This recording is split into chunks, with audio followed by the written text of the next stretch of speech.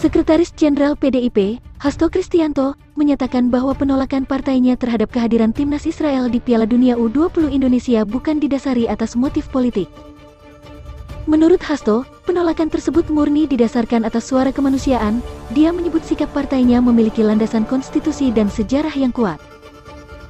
Suara menolak kehadiran Israel adalah suara kemanusiaan, bukan kehendak politis. Kesadaran sejarah juga harus terus diperkuat. Untuk diingat, Stadion Gelora Bung Karno lahir sebagai penolakan terhadap Israel, ucap Hasto dalam keterangannya, Kamis 30 Maret. Hasto mengaku, partainya telah menyampaikan sikap penolakan terhadap kehadiran Israel sejak Agustus tahun 2022 lalu. PDIP menemui Menteri Luar Negeri dan Menteri Sekretaris Negara. Dia bilang sikap partainya muncul setelah Israel dipastikan sebagai salah satu peserta. Menurut Hasto, pertemuan dengan pemerintah sekaligus mencari solusi terbaik. Dia diantaranya mengusulkan agar pertandingan Israel digelar di negara terdekat.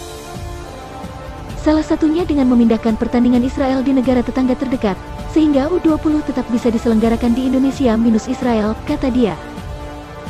PDIP, lanjut dia, hanya menolak Israel hadir di Indonesia sebagai bentuk solidaritas antar bangsa, kata Hasto. Sikap itu serupa dan konsisten dengan FIFA saat menolak Rusia usai menjajah Ukraina.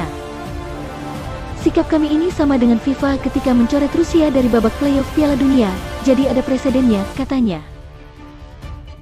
FIFA resmi membatalkan Indonesia sebagai tuan rumah di situs resminya, Rabu, tanggal 29 Maret. Keputusan ini sekaligus memupus mimpi Indonesia dan timnas Indonesia U20 berpartisipasi di pentas sekelas Piala Dunia. Salah satu alasan Indonesia batal jadi tuan rumah Piala Dunia U20 2023 adalah kehadiran timnas Israel di turnamen level junior di tingkat dunia tersebut. Penolakan terhadap Israel pun belakangan semakin membuncah. Israel sebenarnya sudah resmi menjadi peserta Piala Dunia U20 2023 sejak Juni tahun 2022 lalu, sedangkan status tuan rumah Indonesia didapatkan pada Oktober tahun 2019 silam. Narasi penolakan terhadap Israel muncul di media sosial. Kemudian, sejumlah pihak dari organisasi massa mengeluarkan sikap ihwal eksistensi Israel pada awal Maret tahun 2023.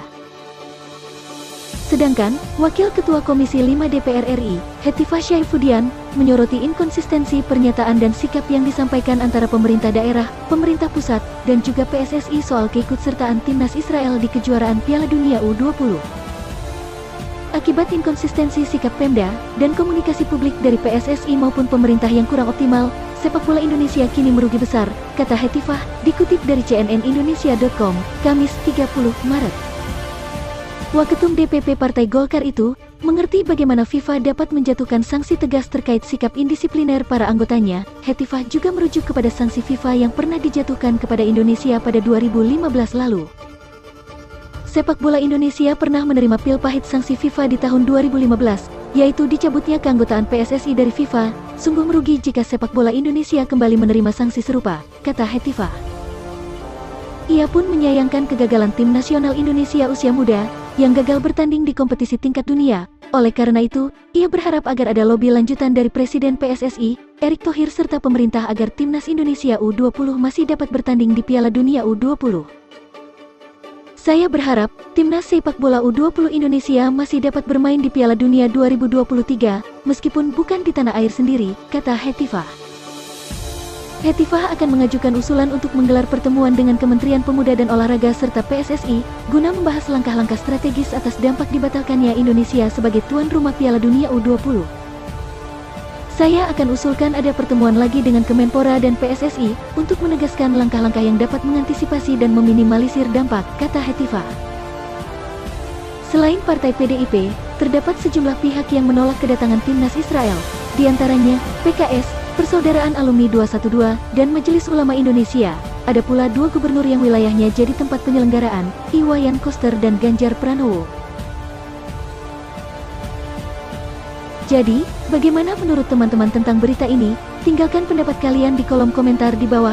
Jangan lupa tekan tombol subscribe, klik like, komen dan share videonya. Tekan lonceng notifikasinya agar tidak ketinggalan video terbaru dari kami. Terima kasih.